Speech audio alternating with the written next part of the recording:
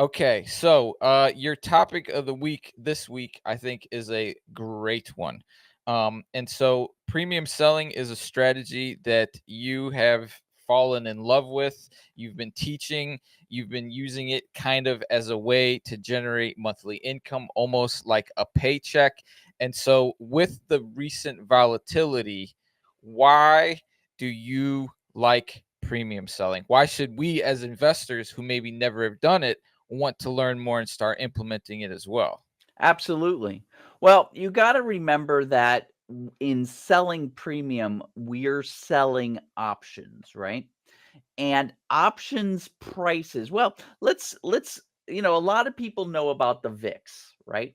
The VIX is a measurement basically of fear versus confidence, right? When the VIX goes up, we're afraid. When the VIX goes down, we're very confident, right? It's that easy. But a lot of people don't understand how the VIX is actually calculated. What is this VIX that's been around since around 1986, right? What is this index a measurement of? And so I'm here today to explain that to you. And in order to understand that story, you kind of have to understand like an option. Like if I was to pull up the stock Apple, AAPL,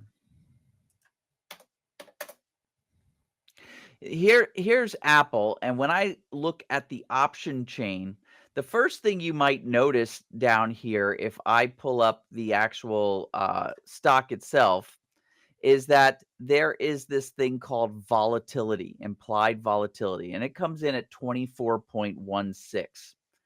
Now, what does that mean, right? Well, the first thing you have to know is that implied volatility, this number right here, can't be calculated unless there's an options chain being sold against the stock.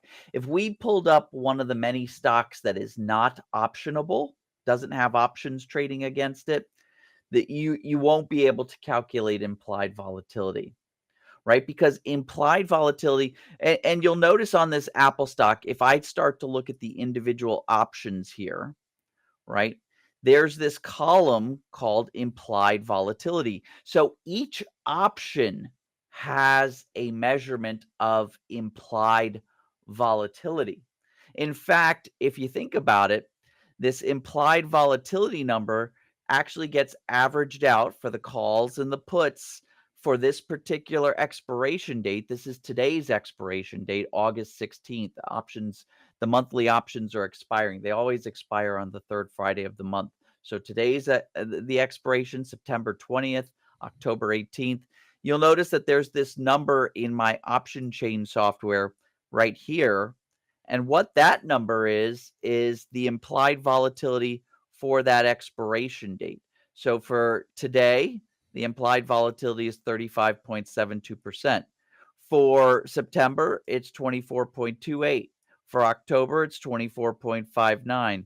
For November, it's 26.67. So you can see that the volatilities are pretty stable, except for the one expiring right now, which is much higher. But this number is actually calculated off of the individual options. It's kind of like an average of all these implied volatilities of the option. And then the one for the stock is calculated by averaging all the options. There's a little bit more, I'm simplifying it, but there's a little bit more to the math, but basically averaging all the option volatilities and rolling it up into what the implied volatility of the stock is. So then you're probably saying, well, okay, I get it, sort of. I get that there's an average of implied volatilities for the expiration dates, and then you average that and you get it for the stock. But then what is the implied volatility measurement anyway? Well, we know a lot about options. We know that we have a model on how people trade them based on how many days there are to expiration.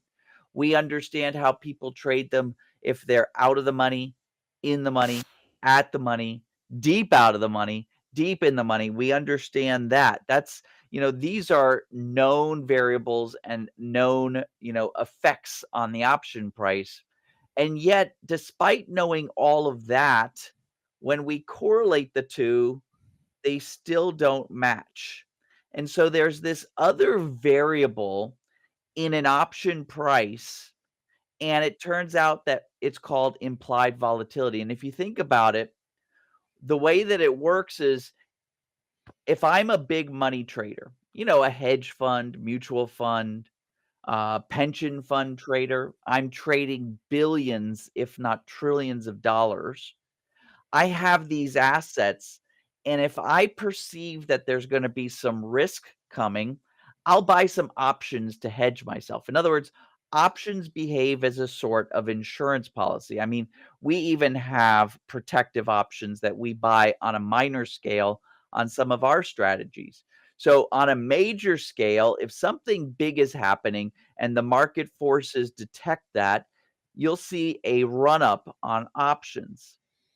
So when you try to correlate that stock to the option price, what you start to understand is options go up in price when there's a demand for insurance. And there's a demand for insurance when people perceive that something scary is coming. And it may never come.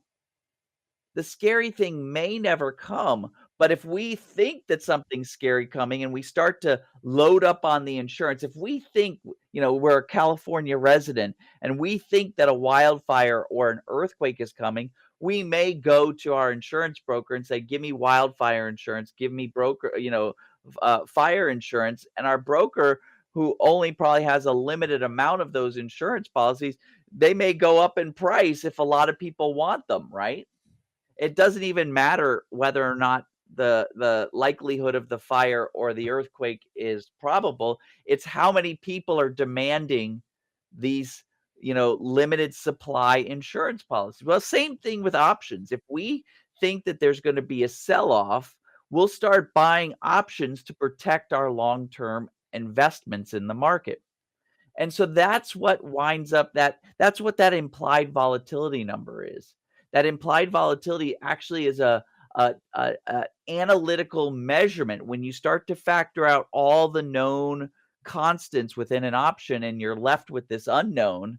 This unknown is the demand or oversupply of options. So if we all of a sudden, when we start looking at the individual options, we start to see that people are buying them, and then that rolls up to the implied volatility. We're seeing people are buying a lot of the August 16th options, and then we see that people are buying a lot of options on Apple compared to the previous day. And then when we roll it up to the VIX is a measurement of these implied volatilities on the 500 best stocks out there measured by the S&P 500.